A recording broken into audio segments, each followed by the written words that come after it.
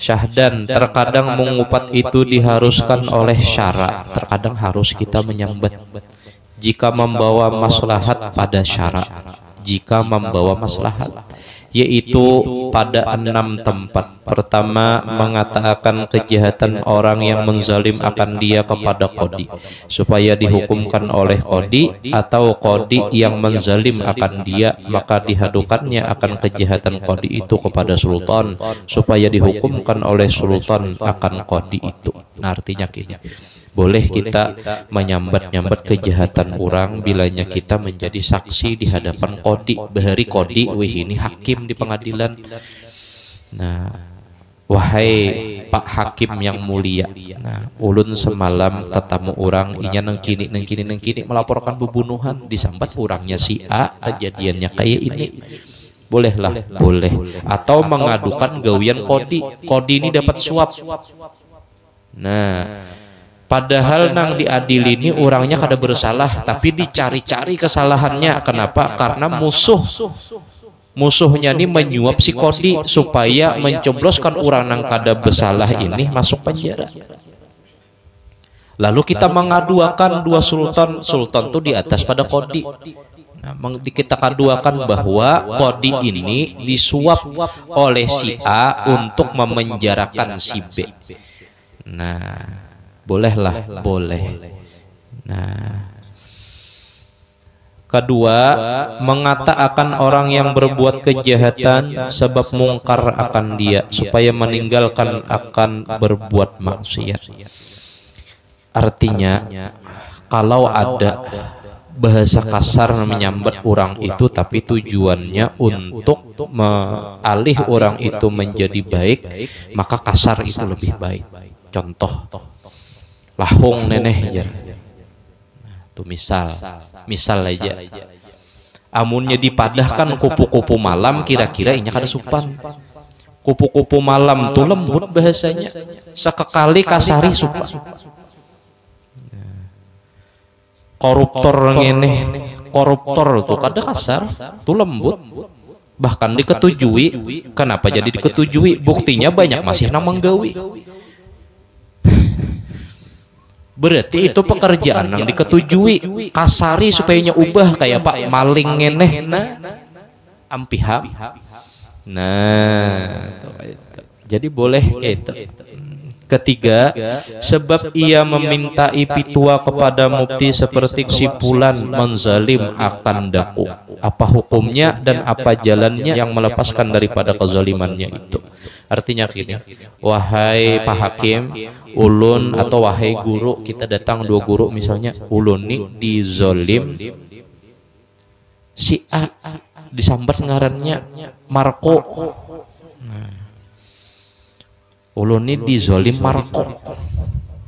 Kayak apa caranya ulun supaya lepas daripada kezaliman si Marco ini? Ini Mael melapor dua polisi kisahnya. Marco kan kawannya Mael kalau.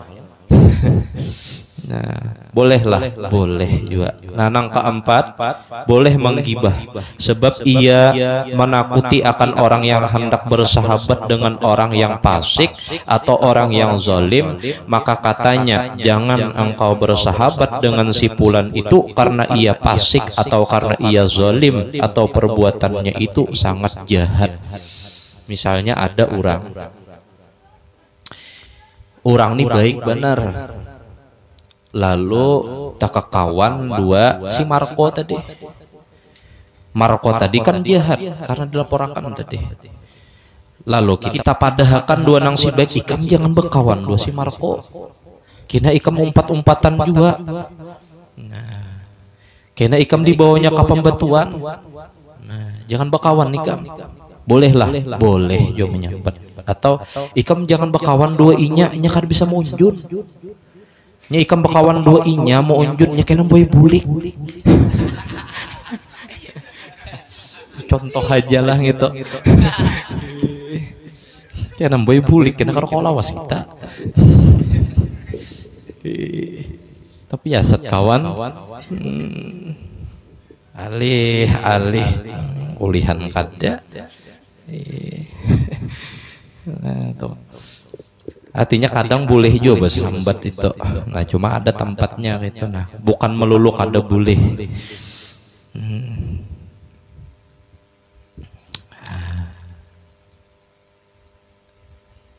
Yang keenam, menyebut akan kejahatan orang yang masyhur dengan fasik, atau masyhur dengan zalim, atau masyhur dengan berbuat zina, atau minum arak, atau mencuri, atau barang sebagainya. Nah, jadi kita boleh aja juga menguya, ikam jangan kawin dua itu.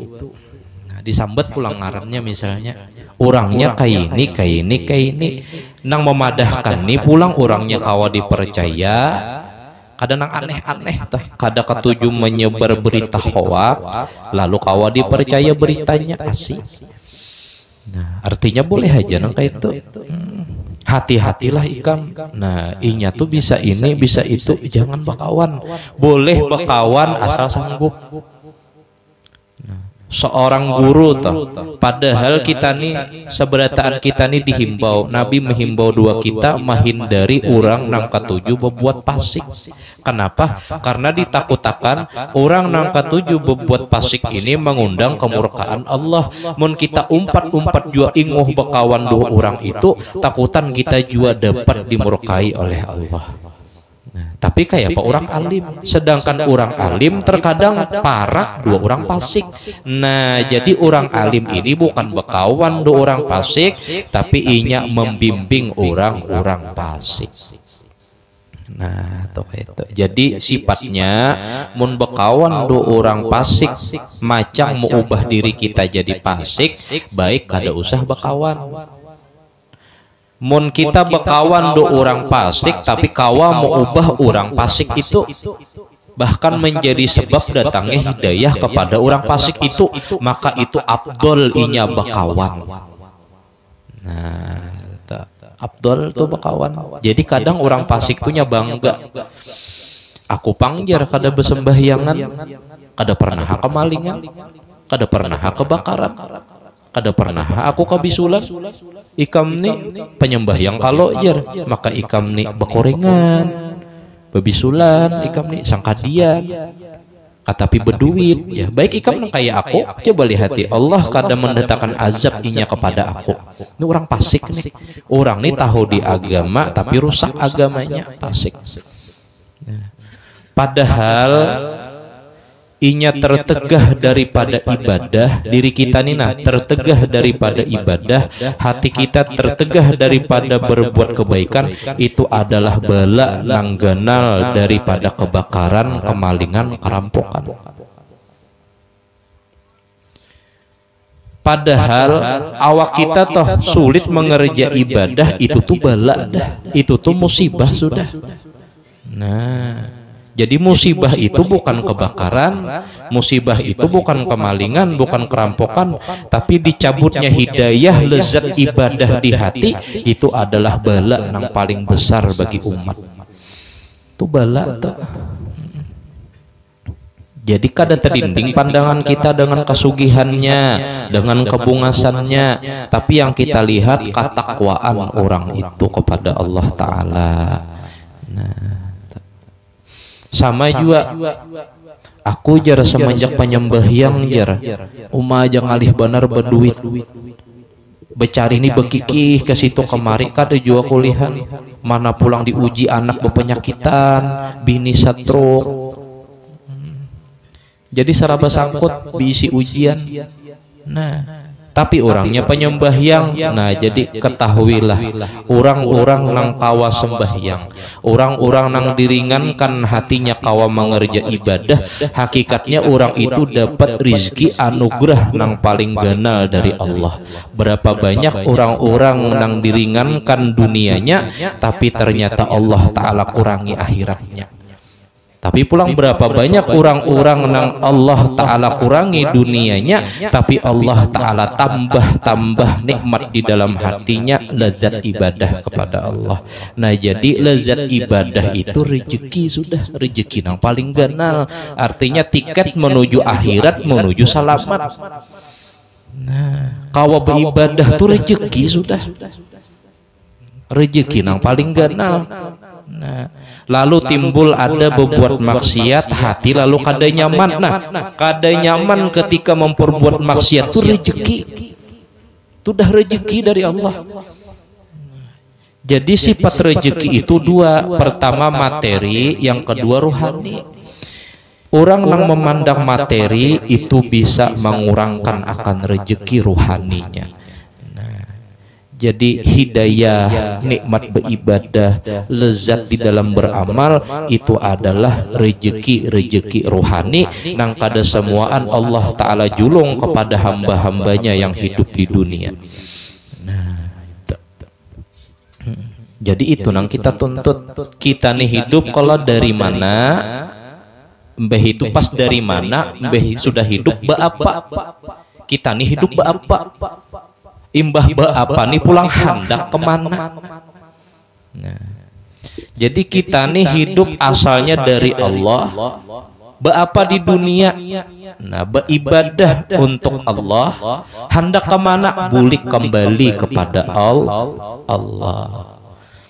Nah, amun tiga nih ya tujuan, kada mau hidup. Nah, kada mau.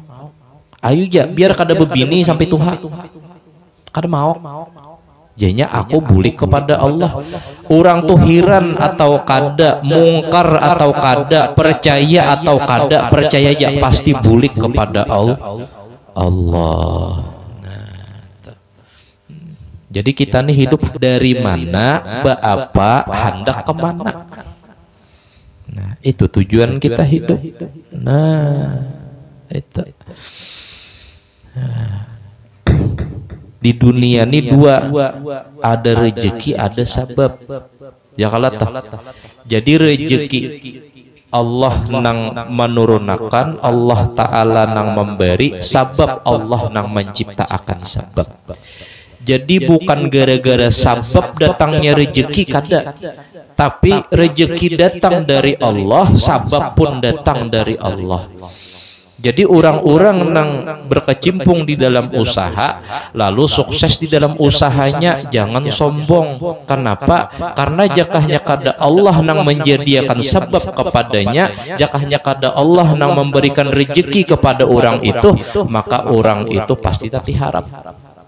Dan jangan juga bangga dengan usahanya. Kalau pang misalnya, oh ya gara-gara aku berjualan, Nina lihati aku sukses karena aku berhimat, tahulah begawi. Aku sukses karena aku berhimat di dunia ini, tahukah hikam? Hilang Allahnya, aku jadinya nang berhimat. Ini adalah perkataan korun. Aku kulihan nah amas nang banyak nih karena usahaku, karena kepintaranku. Padahal kada yakin ya, andai kata inya kada menggawi sabab itu, andai kata inya mahadang aja hidup, tetap rezekinya kayak itu juga. Cuma kudrat Allah Ta'ala menjadikan kita manusia ketujuh bergerak mencari sabab. Nah, coba aja pianlah berabah uring-uring di kamar, berabah gin uyuh. Kada mencari sabab, kada mencari gawian tadi. Lalu Allah Ta'ala geretekan hambanya mencari sabab begawi, lalu mau ulihan. Oh, begawi itu datang dari Allah, rezeki datang dari Allah. Sabab itu kada kau mendatangkan rezeki ikam. Berapa banyak orang yang berdagang bangkrut. Lalu kada kawa menaik-naikakan diri ini.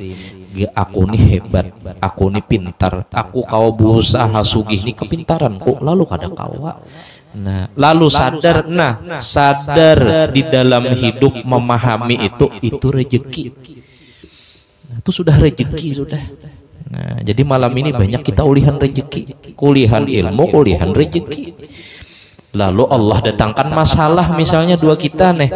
Nah, masalah itu hakikatnya Allah Ta'ala hendak menggentar hati kita. Rata-rata kita nih imbah Allah datangkan masalah hanya ingat. Jujur kada? Rata-rata toh manusia kebanyakan apabila diuji dengan suatu cobaan hanya inya Allah, Allah, Allah, Allah, tolongi ulun. Lagi nyarami kada ingat. Nah, Lagi nyarami kada ingat, nah ingat dua Allah ketika inya dapat masalah itu sudah solusi apa lagi nang pian cari, karena Allah menghendaki ketika Allah mendatangkan masalah dua hambanya, Allah menghendaki hamba ini ingat dua sitin. Berarti ketika kita berisi masalah, lalu masalah ini maolah kita ingat dua Allah, maka ketahuilah itulah ngarannya solusi. Itu solusi sudah. Urusan masalahnya tuntung ada apa itu solusi sudah.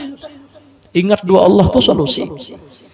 Nah, bilanya tuntung masalahnya alhamdulillah, bilanya kada tuntung masalahnya kada apa-apa, kada sakit hati. Jadinya yang penting nih aku ingat dah doa Allah. Nah, jadi hakikat suatu masalah itu adalah perbuatan Allah. Bilanya kau ingat ini perbuatan Allah, berarti apa jawabannya? Ma'rifatullah. Jadi kehendak kita mengaji ini ma'rifat, tahu gawian Allah, timbullah solusi.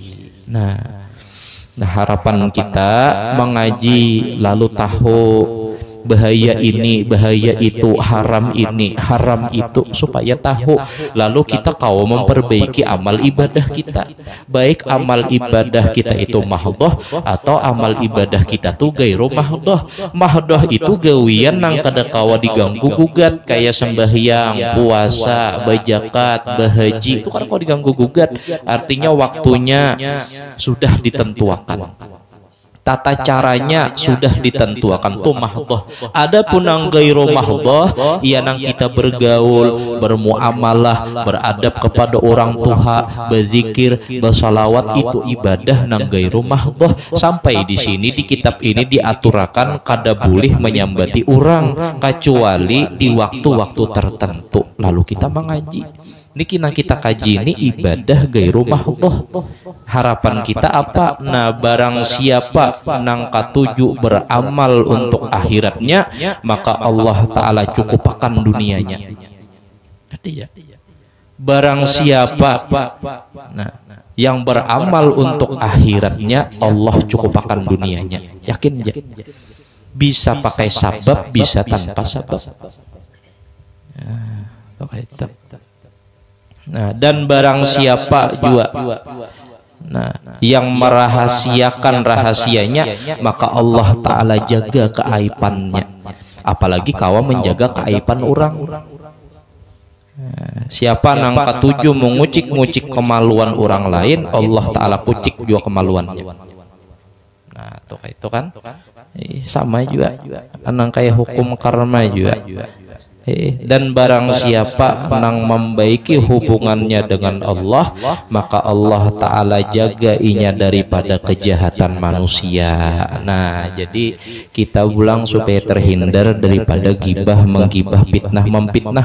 Perbaiki hubungan kita doa Allah, maka Allah Ta'ala jagakan diri kita, jagakan keluarga kita, dan Allah Ta'ala jaga keturunan kita seberentaan.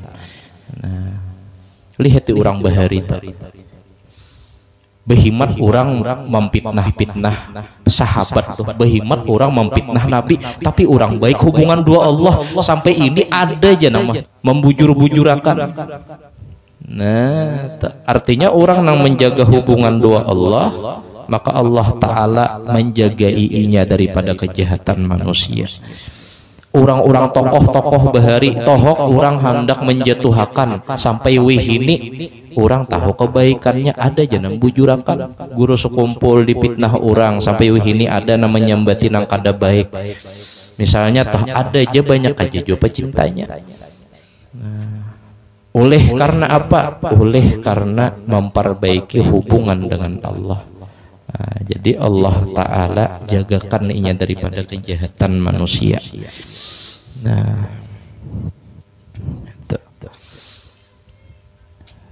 dan kata Al-Imam Al-Ghazali rahimahullahu ta'ala, wallahu a'lam bishawab, ulun minta halal minta ridha dunia wal akhirat.